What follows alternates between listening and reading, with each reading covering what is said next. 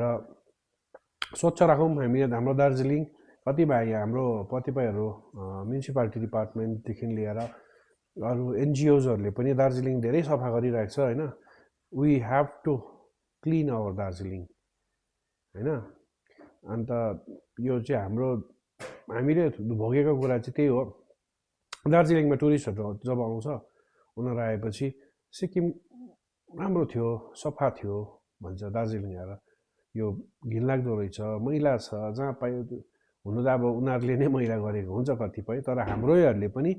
तर कतिवटा चाहिँ मलाई एकदमै राम्रो लागेको चाहिँ थ्याङ्क यू म्युनिसिपालिटी डिपार्टमेन्ट्स तपाईँहरूलाई।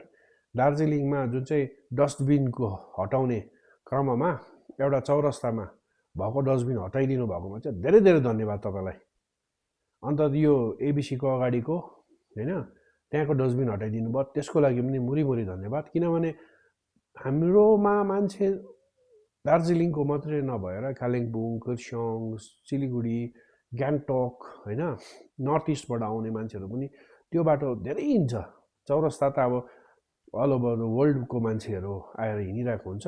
तर यो जुन चाहिँ एबिसीको बाटो चाहिँ हाम्रो लोकल हिँड्ने मान्छेहरू, अब लोकल्ली हामी बेसी होइन त्यो बाटो हिँड्दाखेरि यति घिनलाग्दो अब त्यो उयो हुन्थ्यो कि इमेज बस्थ्यो। त्यहाँ चौतारा बनाइदिनु भयो, धेरै राम्रो गरिदिनु भयो।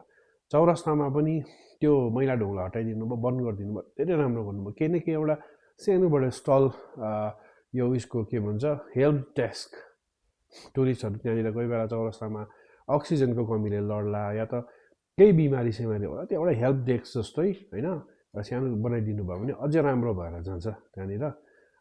त्यो चाहिँ मैले अब त्यो पार्ट अफ द उयो। अन्त अरू माल रोडमा नि हाम्रो म्युनिसिपालिटी चेयरम्यान खुद आएर सफा गरिरहनु भएको छ।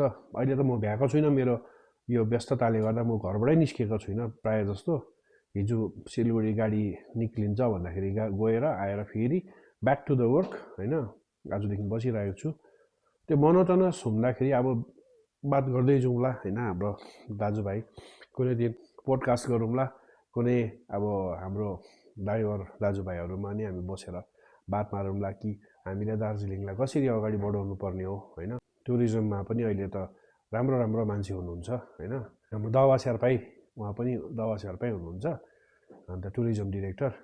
उहाँ पनि एकदम राम्रो व्यक्ति हुनुहुन्छ, किन एक साथमा लिएर चलिरहेको छ। अब ट्रेकिङ्सको जोनहरू भयो होइन, हाइकिङ जोनहरू भयो, त्यस्तोहरूलाई भयो मान्यता दिइरहनु भएको छ। टुरिज्म अरू पनि धेरै जग्गामा छ, त हामीले एकसाथ भएर हामी अगाडि बढाउनुपर्छ होइन। गर्दै जाउँ, बढाउँदै जाउँ, दार्जिलिङलाई अझै सुन्दर बनाउँदै जाउँ हामी सबैजना भएर।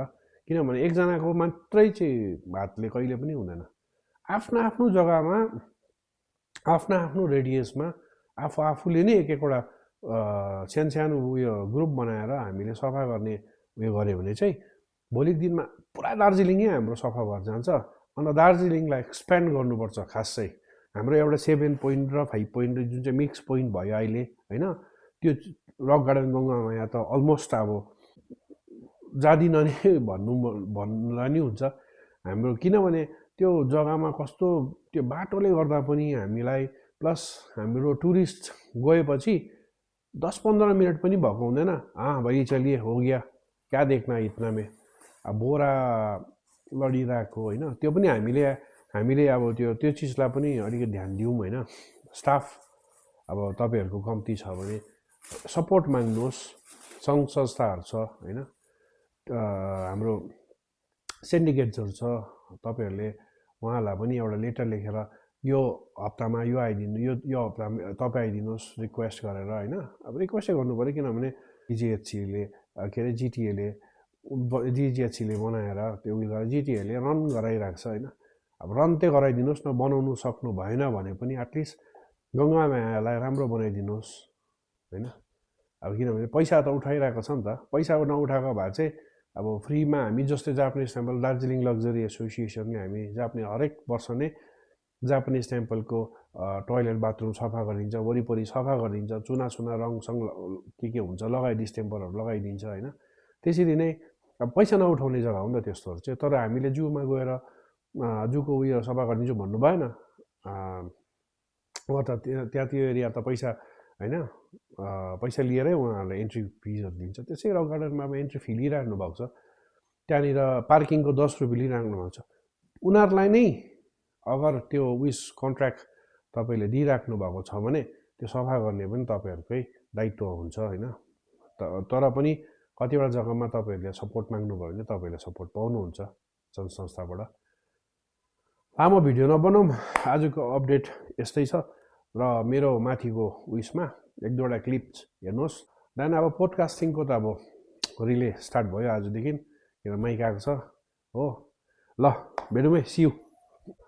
त्यत्रो ठुलो नलज त्यत्रो हुँदैन। उनीहरूलाई लैजाउँ यो बसेको छ, तिमीहरूलाई ठुलो ढुङ्गा बोक्नु डर लागेको हो।